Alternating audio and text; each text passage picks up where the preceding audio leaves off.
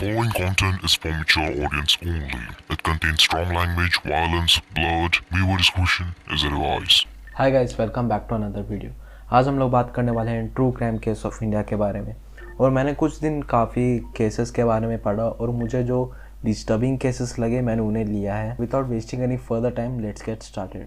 Case 1, dance of devil. आज का ये केस रॉबरी का केस है और आज की हमारी कहानी 17 साल के यूसुफ के अराउंड रिवॉल्व करती है। यूसुफ एक गरीब फैमिली से बिलोंग करता था और यूसुफ अपने फैमिली के साथ जफराबाद में रहता था। यूसुफ की फैमिली में उसकी माँ, उसका बड़ा भाई और उसके पिता नहीं थे। यूसुफ और यूसुफ का बड़ा भाई नॉर्थ ईस्ट के वेलकम इलाके में काम करते थे और यूसुफ की माँ इधर ही आसपास कहीं काम करती थी। नवंबर 21, 2023 इस दिन भी वही होता है। यूसुफ और यूसुफ का बड़ा भाई काम करने जाते हैं और यूसुफ की माँ भी उधर कहीं काम करने जाती है। उस रात यूसुफ की माँ ने बोला यूसुफ को कि दूध और दही लाने के लिए, क्योंकि घर में ख़त्म हो गया था, और यूसुफ को 300 रुपये देती है। और यूसुफ के पास ऑलरेडी 50 रुपये थे तो वो सामान लाने चला जाता है। यूसुफ वेलकम इलाके के जनता कॉलोनी में जा ही रहा होता है कि वो अपने मर्डरर से एनकाउंटर करता है। वो महज सिर्फ 16 साल का लड़का था। उसके हाथ में चाकू था और वो यूसुफ को लूटने की कोशिश कर रहा था। As a already mention, Yusuf एक गरीब फैमिली से बिलोंग करता था तो उसके लिए 350 रुपये बहुत बड़ी बात थी। वो बहुत वैल्यू करता था। जैसे ही यूसुफ मना करके पीछे हटता है, वो मर्डर उसे जाने नहीं देता।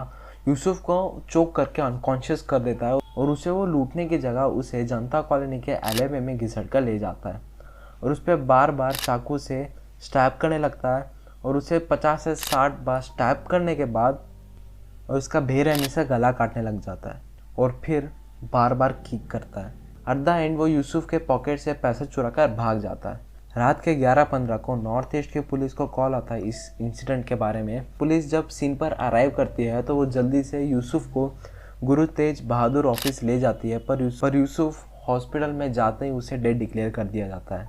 जब पुलिस घर घर जाके इन्वेस्टिगेट कर ही रही होती है तब उन्हें दिखता है कि जहाँ यूसुफ का मर्डर हुआ है वो वाले एरिया में सीसीटीवी है और वो सब कुछ रिकॉर्ड कर चुका है। जब पुलिस ने सीसीटीवी का फुटेज देखा तो पुलिस के भी रोंगटे खड़े हो जाते हैं। उसे लगा कि नाबालिग के पास काफी रकम होगी। वहीं पुलिस ने आरोपित को बाल सुधार गृह भेज दिया है। नहीं भरा तो वो शव के पास नाचने लगा।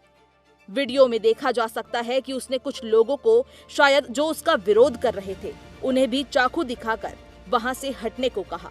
यूसुफ को मारने के बाद उसकी जेब से पैसे निकाल कर ले गया।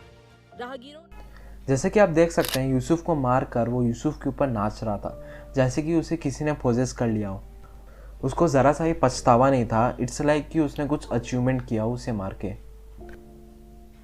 पुलिस ने जल्दी से उसको पकड़ लिया और जब उसे इंटेरोगेशन किया तब पुलिस को पता चला कि वो एक दूसरे को जानते नहीं थे और वो सिर्फ रॉबरी करना चाहता था। और उन्हें ये भी पता चला कि वो कल्प्रेट 2022 में एक और मर्डर केस में फंसा हुआ था। उसकी 3 से 4 माइनर लोगों की गैंग थी और वो यही रॉबरी में शामिल होते थे। जब पुलिस ने लास्ट में पूछा कि उसने यूसुफ को क्यों मारा और वो नाचने क्यों लग गया तो उसने उसका कुछ जवाब नहीं दिया और वो ऐसे ही रिएक्ट कर रहा था जैसे कि कुछ उसे पता ही ना हो।